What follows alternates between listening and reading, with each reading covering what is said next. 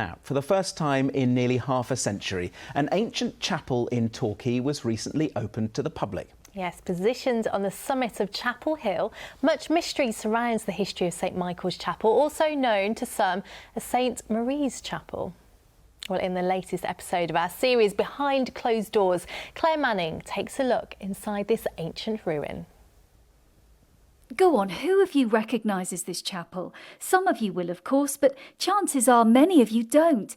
It's near the centre of Torquay, and what's almost as remarkable as this centuries-old chapel is the fact so few of us know it even exists.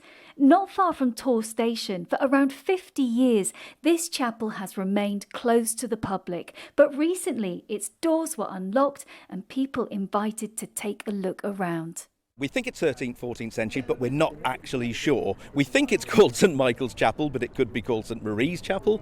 And that's the mystery about this. I mean, we're actually in the centre of Torquay. Anybody else would think we're in the middle of Dartmoor, but we're somewhere really romantic, really mysterious, and this is a fascinating building and it's part of our history. Located at the top of this limestone outcrop, who built this chapel and why, we'll likely never know, but it is a historian's dream, piecing together clues and deciphering fact from folklore. The really unusual thing about this, if you were going to spend so much time building something like this, why didn't you finish the floor? Why didn't you put a floor in? Why didn't you sort of chip this stuff away?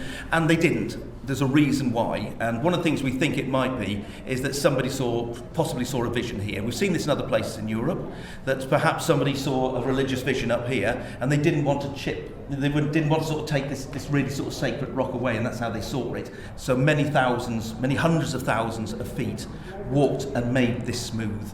There are theories that before this became a chapel, it had pagan origins or was home to a hermit. For members of the church here today, though, this is a spiritual place. Lots of people, as they've been coming in today, have said, even though it hasn't been used for so many years, that it feels special.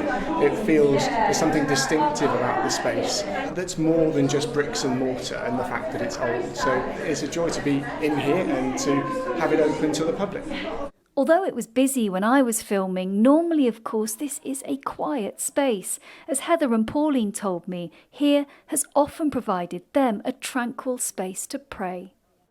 It's just so lovely to be in the solitude of this place, to be able to look out over the whole town and have that presence of God with us here.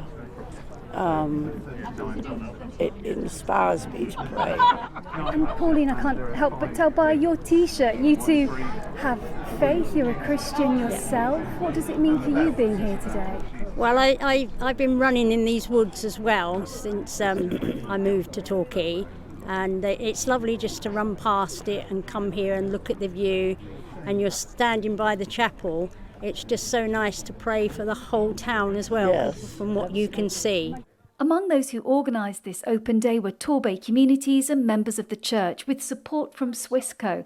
Those behind today hope with funding this chapel could be opened more often. The key importance is just getting it back on the map and just getting some passion back for the place, and let's get some money spent on it. Let's get more people up here, get more of the history, and bring more chapels and places like this back to light, I think, as part of our heritage. Reminiscing here today were sister and brother Anne and Alan, who told me nearly 70 years ago they quite literally risked their lives to play here. We used to climb the cliff face to come up here because there was no other path up in those days. What I love about that sentence, Alan, we used to climb the cliff face. Yeah. What did your mum, your dad have to say about that? They didn't know. I don't think they knew. They were busy working, and we were left our own devices as you were in those days. There's a ledge halfway up where the sister, we were all stood on there once, and the sister decided to slip. Yeah, and I rolled towards the edge, and my cousin grabbed me, dragged me back and saved me falling over. Looking over the side today, are you going to try and reenact that climb? No.